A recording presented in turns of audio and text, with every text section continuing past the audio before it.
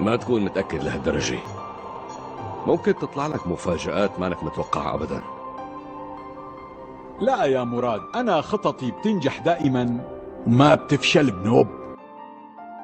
هلأ كل الأحداث الجديدة يلي رح تصير أنا وإنت رح نتابعها مع بعض. الشيء الوحيد يلي راح نتابعه انهيار أحلامك واحد ورا التاني. أنت محبوس ورجالك عم يعملوا كل يلي بيطلع بإيدهم لينفذوا مهمة تحت أمري. إنك تحكي بهالثقة الكبيرة ما فيها شوية مبالغة. أصلا المبالغة الحقيقية هي إنك قاعد قدامي وعم تقول إنه راح تخلينا ننفذ كل أوامرك. إدارة الشعوب وتحريكها بكل البلدان ورسم الحدود للبلدان كلياتها بإيدي هي، مو بإيدك.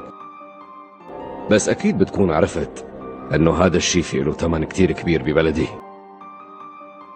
كل رجالك اللي بعتوا لعنا دفعوا الثمن أرواحهم، والأرماجدون بنظر الكل منظمة إرهابية. وغير هيك علاقة هالمنظمة الإرهابية مع الفاتيكان صارت مكشوفة. لازم اعترف انه عملية الأهرام كركبتنا شوي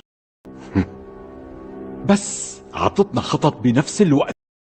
السبب الوحيد يلي خلانا نبعت فريق أرمجدون جديد ومحترف هو عملية الأهرام يا مراد.